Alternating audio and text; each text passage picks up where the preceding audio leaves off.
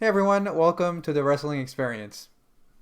Where Drew McIntyre and Roman Reigns are going to do battle this Sunday to determine who is in fact The Rock's cousin. I mean, I guess now he has a seat on the tribal table. Is that what they call it? The tribal, well, I mean, what else could it be? He's got a nice seat, nice placemat. He doesn't use a fork. He uses that great sword that he brought on Raw this week. So there's that too. Yeah, and the story is apparently that sword belongs to Vince McMahon. Apparently, yeah. But that kilt that he was wearing was the same kilt he was wearing when he debuted like many years ago. Yeah, There was exactly. a side by side photo of like a true evolution of from for Drew McIntyre there. Yeah. Well, I'm Jess, I'm Johnny. and as you can guess, we are here to recap Monday Night Raw. Um, I guess overall, I thought the show was pretty good. Like there was a lot of exciting segments and some changes made to the Survivor Series card, but I guess we're gonna get to that segment by segment. But I really like this opener. So basically, it starts off with Drew McIntyre looking like $1 million, and he talks about Thanksgiving in the United States, and he has a lot to be thankful for. So for his family and his friends, but he's also thankful for the fans, but also his doubters. So he talks about having to work really hard and having to prove his doubters wrong, and he actually raises three fingers and then he says read between the lines. So obviously he was kind of referring to the middle finger, which I thought was pretty clever. uh, My God. and he switches. Stone Cold Steve Austin over here. There we go. And he switches subjects to Roman Reigns, and he talks about how Roman has kind of put himself on a pedestal and his head right up his ass. And he talks about basically winning tonight and sending Roman to a Claymore country. And this is where Randy Orton interrupts him on the Titantron. And again, I guess you can talk about his segment a little bit, but I thought it was a pretty good promo from Randy Orton. Yeah, so he was obviously Drew was talking about Roman Reigns doing him a favor by telling him, "I'm going to face you at Survivor Series, not Randy Orton, so don't even worry about him." And Randy Orton interrupts to basically say that even though he was fined, suspended all these times, and he's obviously upset, maybe not as upset as he was last week for getting fined for what he did to Adam Pearce. He's still here because he's the best and he's the greatest wrestler ever, and he will prove it again tonight.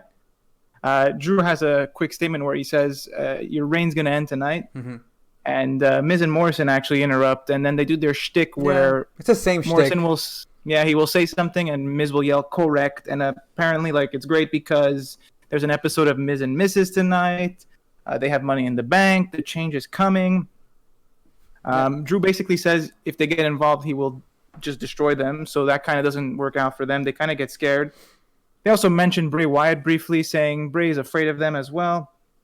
And no matter what happens, they'll be laughing all the way with their Money in the Bank. Yeah, so the main event title scene is pretty crowded, and Randy Orton It actually sure mentions is. that towards the end. But we're gonna move on to we're basically backstage with Lana, who's interrupted by Shania, and Lana talks about earning her spot in Team Raw, which she did. She won, and She did, yeah. she realizes that no one's gonna take her seriously, and this wasn't a fluke. Like she actually belonged. So she kind of made up a match, and it's going to be a 6 women tag match. We have Asuka, Mandy Rose, and Dana Brooke versus Shania and Lana. And basically, Nia and Shayna, they threaten her and they say that under no circumstances must you tag in. And obviously, that match happens, and Shayna is pretty brutal towards Mandy. Like she basically starts working on her arm, and she injures Mandy's arm, which we'll talk about later in our episode. But essentially, Lana tags herself in. Like it wasn't much of a match. Like I don't want to be negative about it. It wasn't bad, but I think there was more of a story in there where Lana kind of eventually tags herself in, and she does hit a very impressive looking split kick onto Asuka's face, but Asuka just kind of hits her back with a kick of her own, and she basically taps out to the Asuka lock. Yeah, it was nice that she was inspired by Miz and Morrison from last week making that 6-man tag. She even mentions it and Yeah. how she's going to be a team player, unlike Randy Orton, even though her teammates don't want her to tag in. The problem is, yeah, the match is short. Like, Shania do beat up on Mandy Rose in particular, and then they take out Dana Brooke, and they're taking out Asuka as well. And it looks like Shayna's got Asuka, and that's when Lana tags in, which, unfortunately, Lana is like a bit distracted by this whole thing. She gets a good hit, but then she just gets taken out.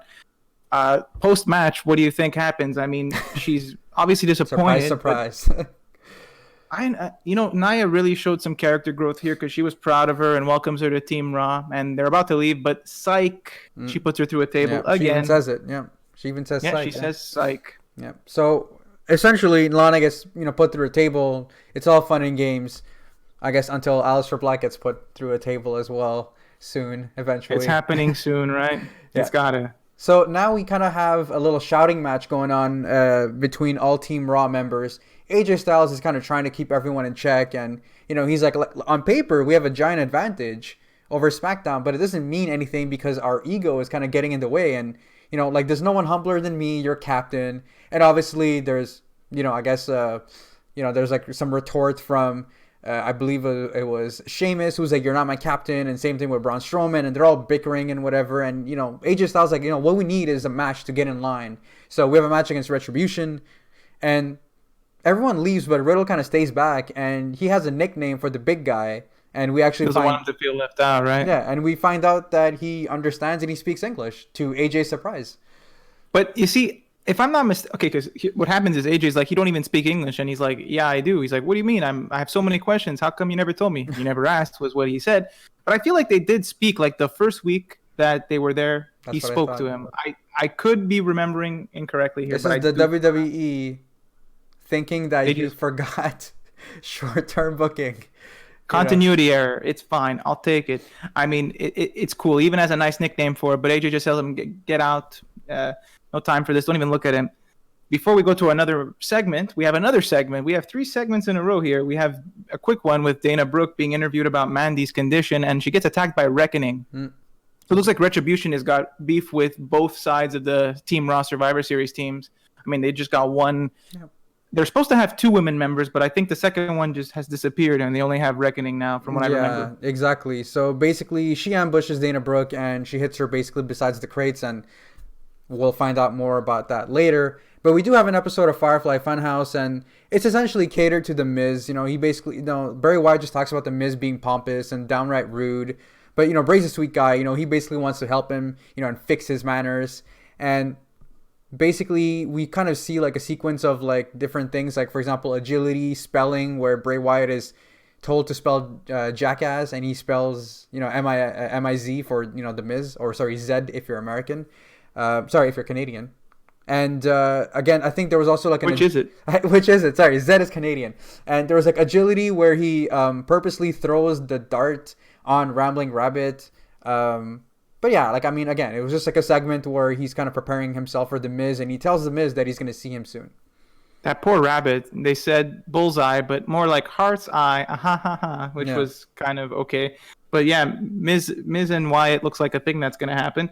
And there is a match later tonight between the two. Yeah. So now we have an in-ring segment, right? Yeah, I was going to ask you what you thought about this whole segment between the Hurt Business and the New Day before their match. It was pretty good, but before that, they even say on commentary at this point, it's like we get reminded of it later, but I heard it on commentary where basically either it's during the match or it's during the segment. It might be during the match, but Mandy and Dana are out of Team Survivor Series.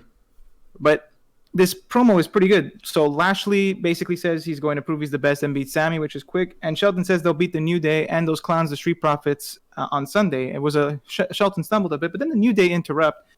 And Kofi's kind of offended because the Hurt Business say a bunch of lies. Nothing that they said was true other than Survivor Series is the best of the best, basically. And they kind of cut him off before Kofi could say his line, and he makes a nice Seinfeld reference where they should be called the Jerk Business instead of the Hurt Business, which I thought, as a Seinfeld fan, I'll take it. That was pretty good. But yeah, nothing crazy special about this promo. But I mean, the match itself was really good, though. Yes. Like, I mean, I felt that Shelton and Cedric, they work really well together. They have this dynamic where, yes, they're heels, but I like the fact that Shelton is the one that kind of slows the pace of the match, and Cedric is there, hitting rough shots on Xavier Woods, and I thought that it kind of paired really well. Kofi does get the hot tag eventually, and he cleans house, hitting the crossbody from the top rope. Shelton, however, he fights back with a buckle bomb, and then we see a really impressive, so basically Shelton picks him up for a power bomb, and then you have Cedric who's kind of behind him on the top rope, and he hits him with the crossbody. So I thought that was a really cool tag team combination. But yeah, I thought the end was really solid as well. We have Cedric who kind of goes for a lumbar check, but Kofi reverses that. and Cedric kind of runs towards him, but Kofi kind of moves away. Cedric kind of stumbles outside from through the ropes, and they perform their tag team finisher, which, if I'm not mistaken, is called the Daybreak. Yeah. Yeah. The only thing that was wrong there was it was Shelton that went over the ropes and then got hit with the Trouble Yeah, that's in what I Paradise. said. Yeah, that's what I said. Shelton was the one that went over the ropes. Yeah. Okay, I heard Cedric. Whatever. Hey. Review the footage. Regardless, yeah, the Daybreak on Cedric. Yeah. For the win. Yeah, there was also a beautiful knee strike from Shelton Benjamin when they were taking advantage 3/4 of the way through the match, which was nice. The action spilled on the outside. There was a nice tornado DDT. A little bit slow the match started, I think, at the beginning, but really picked up and was a very satisfying match. And a conclusion that we kind of expected. I think New Day versus Street Profits is a big money match that wasn't going to change. For sure. Now, everyone knows about our bromance, right? Like our bromance, like we're like inseparable. We're like the best of friends. But how great is this bromance between Sheamus and Drew McIntyre? It's the second best bromance I know after ours, of course. But Sheamus is a present for Drew McIntyre.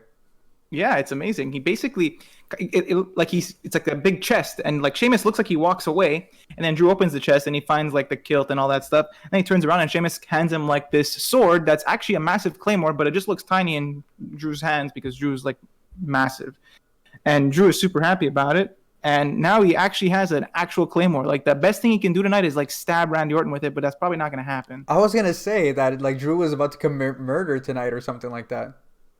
Yeah, he did something cool with the sword, but it's like the second coolest thing you could have done, because That's obviously true. The coolest thing would be slashing Randy Orton with it, but like obviously that's like not going to happen because that's like murder on national television. So we're not happening.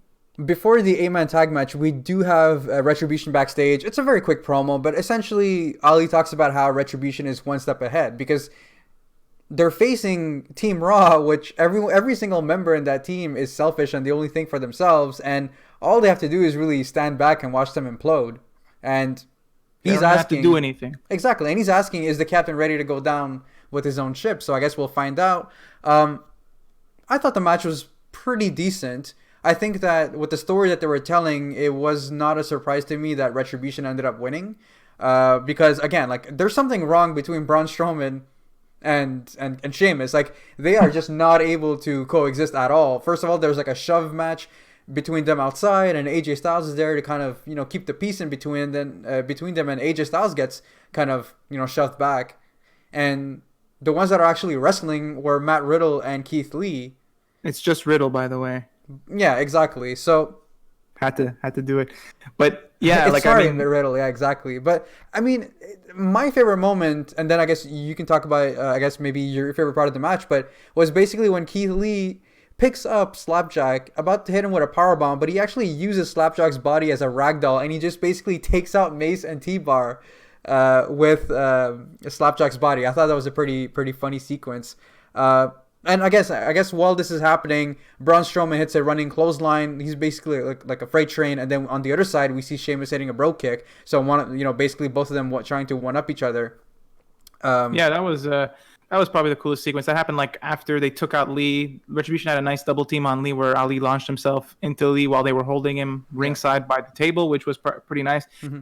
The match overall, like, it wasn't spectacular. Obviously, it looked like Team Raw would win, but they didn't because Strowman tries to tag in. I think he tags in on, I forget the order. Basically, I think Sheamus tags in on Lee, and then Strowman tags in on Sheamus, but they're not really ready to receive a tag, and then they argue about that, and then while this happens, Riddle gets rolled up. So it's nice to see Retribution win. This is like the kind of the perfect outcome, because if they would have lost, they would have just looked like chumps. Yeah, exactly. But again, I mean, I think the right team won, and obviously they're trying to tell a story of basically Team Raw not being able to coexist.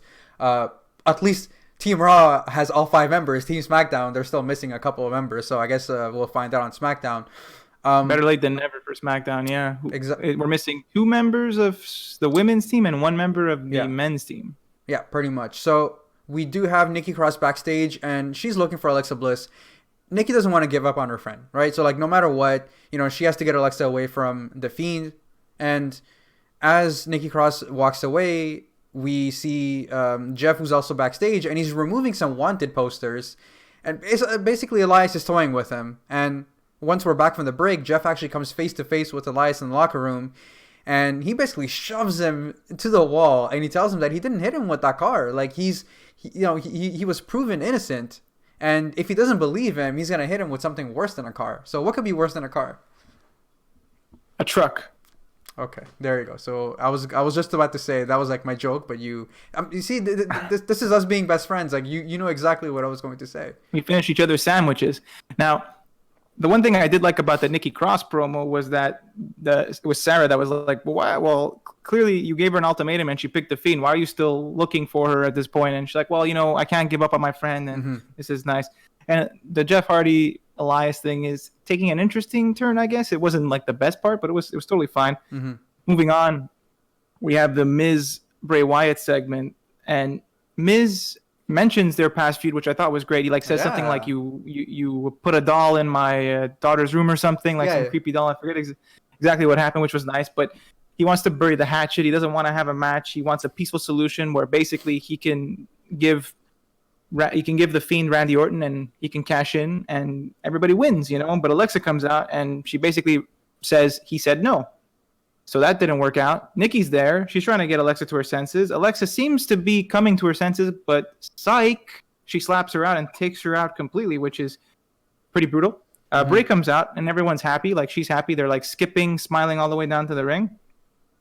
And this is kind of not much of a match. Miz gets a few good hits, but it doesn't really work. One thing that I thought was cool was Morrison tried to get involved and he got scared 3 times by Bliss and the Fiend. At one point he got involved and then Alexa Bliss assaulted him and they both flew over the barricade behind the Thunderdome screens, which was cool. She came out of nowhere, which I thought was a pretty a pretty good camera angle. And yeah, you're right. The Miz did try to fight back. We got to see, his patented stomp from the top rope. We got to see a DDT from the Miz, but it was pretty much all Bray Wyatt. He overpowered him, and unsurprisingly, when Alexa Bliss kind of launched herself, it basically caused a distraction, and Bray Wyatt hits the Sister Abigail for the win. And Alexa, just kind of creeps up on the barricade, and then she's kind of balancing herself onto the barricade, which I thought was a pretty. She pulls a Jeff Hardy. She walks along the barricade. I did find it weird that Miz was doing his kicks on the Fiend or on Bray Wyatt. This is actually just Bray Wyatt. I should have mentioned the Fiend at all. It's Bray Wyatt. It's Blue's Clues Bray Wyatt. And the third kick, he's already down, but he still goes for it, which I thought was super weird. Yeah. And the match ends basically where Miz does his thing where he tackles you when you're in the corner, and then Bray kind of no sells it and takes the Sister Abigail. And everyone's just happy. But before they leave, on their way out, the Fiend's music hits. You see them in the Tron. They're kind of shocked and surprised, and then we move on. So that was interesting. Are we supposed to believe that they're 2 different people? Yeah, maybe. Exactly. So now we have a bunch of segments. So I guess we're going to go them point by point. But they're really brief too. Yeah, so Adam Pearce basically confirms that unfortunately Dana Brooke and Mandy Rose have been removed from the Team Raw versus Team SmackDown women's match at Survivor Series, and they have been replaced by Lacey and Peyton. And in the same vein, Asuka is interviewed, who basically just yells a lot in Japanese, and she kind of walks away. She's happy about her match with Sasha, basically, and no one's ready for Asuka. That's pretty much it. Then we have the reminder of the final farewell for the Undertaker at Survivor Series, and then as you were mentioning, Randy Orton. Basically, this doesn't happen. Charlie comes up to him and he's like, "I got a lot of distractions, and you don't want to be on that list of distractions," and that was it. And now we get some bubbly, steaming Angel Garza stuff where he basically talks about roses, compares women to roses, and how they have thorns, and he's like the sharp thorn to the women's rose, and he will protect them, just like the rose protects them. And he asks us, look at your man. Does he have what it takes to protect you?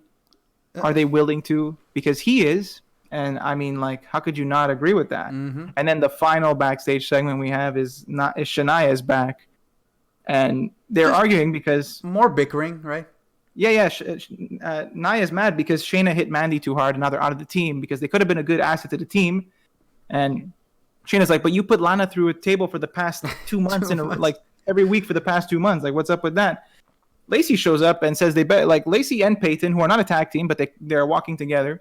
They kind of show up and Lacey's all like, hey, you better not mess with us. But Nia's kind of intimidates them and says, get out of the way. And then Peyton's kind of like, okay, we just want to let you know we're team players and everything's going to be good. And that's kind of that. Mm-hmm. So it's interesting to see how that team is going to shape up. I don't know what that is. And now we have our main event, which is it's like 9:30 if you were watching Raw live. Okay, well, one, I want to say it's extremely long. So before I kind of let you talk about the main event and take the front seat, but one, an extremely long main event. Number two, Drew looks incredible. And number three, the way that he put the sword down and the whole pyro show going on was incredible. But yes. Yeah, so Drew enters with the kilt and the sword so in good. full glory, and he smashes the sword. He basically like impales it in the stage. And I'm like, well, Randy Orton can come out next and just grab it, but he's not worthy, so he won't be able to pull it out probably. So Drew has the greatest entrance of all time. So I'm like, okay, how is he not winning this match? We've set it up on SmackDown, and he looks like $1 million, even more now, maybe possibly $1 billion right now. The match starts off very slow for being a long match. They kind of have to pace it, but it was still very good. Like Randy Orton does a thing where he tries to leave the ring. He's like, I'm out of here. Twice, actually. The first time Drew stops him. The second time, Adam Pearce is like, yeah, this is not happening. This is a no DQ, no count out match now. Mm-hmm. So that's great for Orton because he uses the chair, works the jaw a bit. There's a lot of fighting on the outside. Orton drops Drew on the table as well. There's a table. I was going to say there's a table. There is a table and the announce table. Drew gets him back on the announce table twice with the same slam. There's a lot of cool stuff going on. There's a missed Claymore. Randy's able to, I think he gets dropped through the table again later. Mm-hmm. He's able to hit a DDT, the suspended DDT on the outside, and then on the back in the ring again. So twice in a row. And he's setting up for the RKO, and it looks like he's going to win the match. But Drew blocks it, pushes him against the ropes, and then Randy eats a Claymore, and Drew wins. And Randy gives him a nice little slap in the tushy. Oh, yeah, he does, yeah. To be like, oh, you did it again. Yeah, I remember Drew is a multi-time champion. There's a lot more stuff to talk about, of course. The match was long. There was a lot of good spots, but that was basically it. Like, Drew took a bit of a beating after the no DQ thing was happening, so that Orton kind of took advantage with the weapons. But it wasn't enough to take out Drew, and now he's the champion. And he even has a message for Roman Reigns. He's like, you better set up a spot at the dinner table because I'm coming for you on Sunday. Mm-hmm. So, yeah, that's like the best possible outcome, I think, because like this is going to be an amazing match on Sunday. Like what a great go home episode for a pay-per-view. Like it was pretty good. And let's not forget that what makes this interesting is that, I mean, I really feel like Roman beating Drew is a possibility. Drew beating Roman, I don't think it's a possibility. I think what might happen is actually maybe an interference from either The Fiend, The Miz, just again, because like let's not forget, and even Jey Uso, like the main event scene has a lot of participants, and you never know, like there might be even more surprises, and I think that's the most exciting thing about this matchup. And based on the promo that we saw on SmackDown between Drew McIntyre and Roman Reigns, I really wanted this feud so badly. So I'm so happy that Drew McIntyre has a title back because he has been an incredible champion. But yeah, like I'm all for this, man. Like I'm like really, really excited for this matchup. That's for sure. I mean, I was still excited for the potential Randy Orton Roman Reigns thing, but this is just so much better. Yeah. And yeah, I agree with you. I don't expect Drew to win, but he should. He absolutely should. And like, I don't think it'll make Roman look bad at all if he loses clean to Drew McIntyre at all.